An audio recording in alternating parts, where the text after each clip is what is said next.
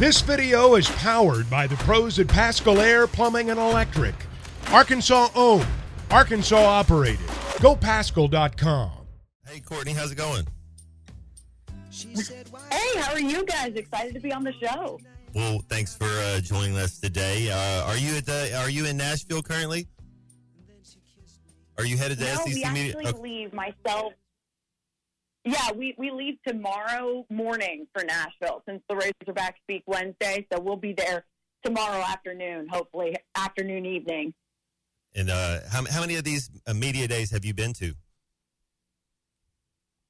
Oh, my gosh. For the Razorbacks, this will be my first one, but I've been to plenty of SEC media days with Florida when I used to go to school and work with the Gators closely. So I actually got to go to media days on the other side of things when Dan Mullen was coaching there. I got to kind of follow him around all day and work with his handler specifically, and got to follow him around and do things from that side of it. So I've been on kind of both sides when it comes to media days. But this one, I think, in total will be my fifth time going. First time in Nashville, though. Very nice. That's got to be pretty cool with Alyssa being a Florida State lady, and then you liking the Gators as well. I guess y'all have a little trash talk going back and forth. A little, maybe more like a whole lot of trash talk. We actually have a whiteboard in the office that says UF and FSU on either side, and there's a bunch of little tick marks, and everyone who comes in always goes, what is that? What is that? And we have to explain to people, ever since I got here, we have been tracking who has won in each head-to-head competition. Yeah, we've been battling. So whenever they win in volleyball, softball, baseball, anything head-to-head, we make a tick mark for the team that wins. And right now FSU is leading, which I hate to say, but not by much, by 2. So UF needs to catch up a little bit there. I like it. So when you're looking at this Razorback team right now, what would be a thing that you really feel good about, and then what would be something that you have a question for this team, like a position group or something that you think that needs to step up this year? Yeah, I think there's a lot of things that are positive to look at with this team, especially from what we saw in spring heading into the fall. Fall camp is going to answer a lot of those questions for us. I love SEC media days, but I also hate them because they're a bit of, dog and pony show. You get your questions answered, and sometimes you don't. If something I feel really confident about, it's got to be Dan Enos and his offense. This is a guy that's proven. Kendall Browse was too, but this is a guy that's coming back to the Razorbacks, and he's proven. He's done it before. He can do it again. I like his pro-style offense just a little bit more than what Kendall Browse was doing. I think a lot of the fans can agree with that. It got a little bit stale at the end there. Not that he wasn't a good offensive coordinator, but just I think fans were just tired of it. And we're going to see something new. I mean, everybody says that. KJ Jefferson, Rocket Sanders, they really like the system. They're learning it.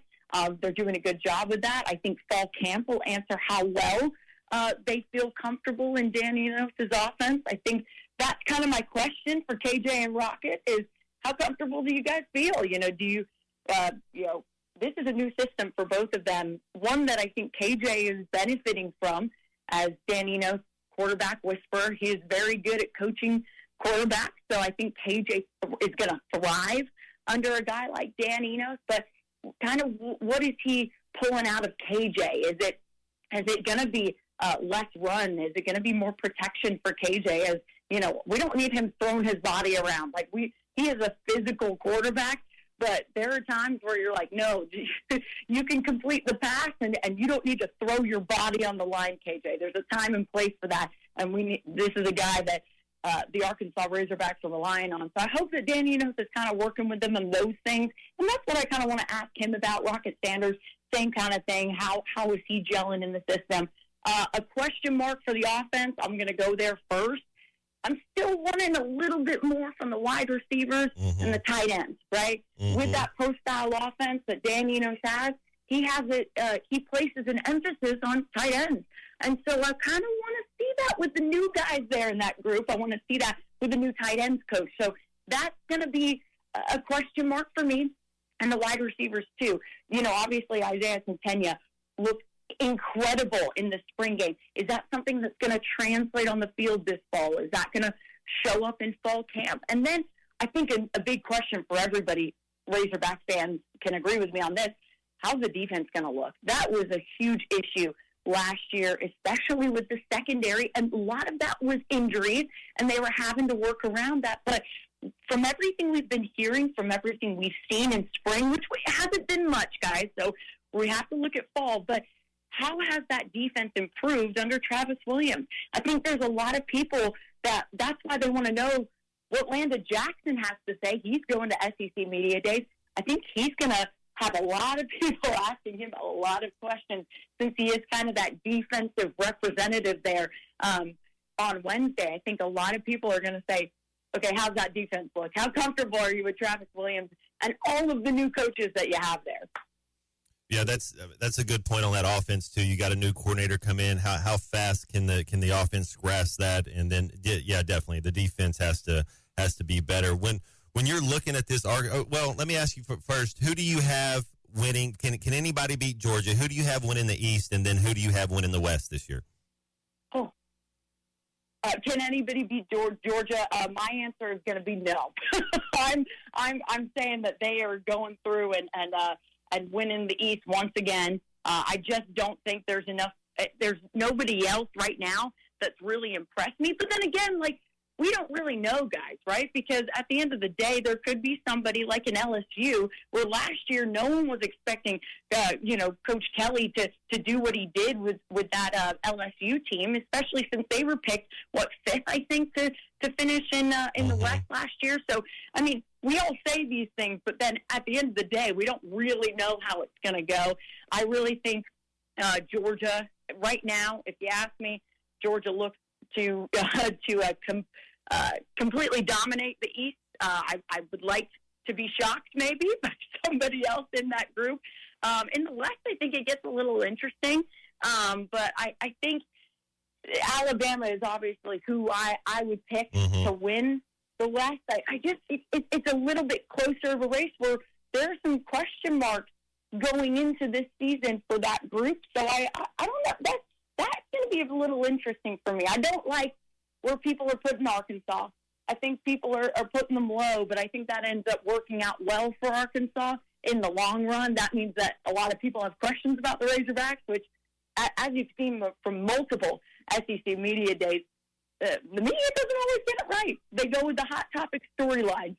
So we could really have anything happen in the East and the West this year. And so I'm really excited to see what happens. How was so as a player, you can only take it one game at a time, but I do like the media business and the fact not only is there's always a day for what day it is, but we get to look at the collective, we get to look at the group of it. And I look at this schedule right here, and I look at September 23rd starting off at LSU. Then you go to September, the very next week. It's a home game, but you're still traveling to Dallas to play A&M. Then at Ole Miss, at Alabama. So 4 games in a row right there. How brutal is that? And what do you? I mean, you gotta. It's just gonna come. It's gonna come fast. It's gonna come heavy. How do we make it through that scenario right there? Would you sign up for 2-2 right now? Oh, 2-2 would be. That's gonna be tough. I think the Hogs can do it. I really do. I'm going to be really cautiously optimistic, though, because that is a tough stretch. And this schedule, that's what everybody said going into it. This is just such another brutal schedule for the Razorbacks. And you say, how do you go into those weeks? I mean, you have to be prepared. Mm-hmm. And I think right now there's an element of surprise that Sam Pittman has, right? Because there are so many questions about this team. There are so many unknowns. But you got to feel comfortable knowing that you have a guy like KJ Jefferson running your offense. I've seen the stats on him. We've all looked at the preseason projections, and if you tell me he's not the best returning quarterback in the SEC, you're wrong. You're wrong. Because he is. He's the guy that you want to see running that offense, especially with the leadership he has on that team and everything. You pair him with a guy like Rocket Sanders, one of your best running backs in the SEC. You have the recipe for success I think your defense is going to have to step it up. That's where the question marks come in. Is Travis Williams prepared to take them to a different level?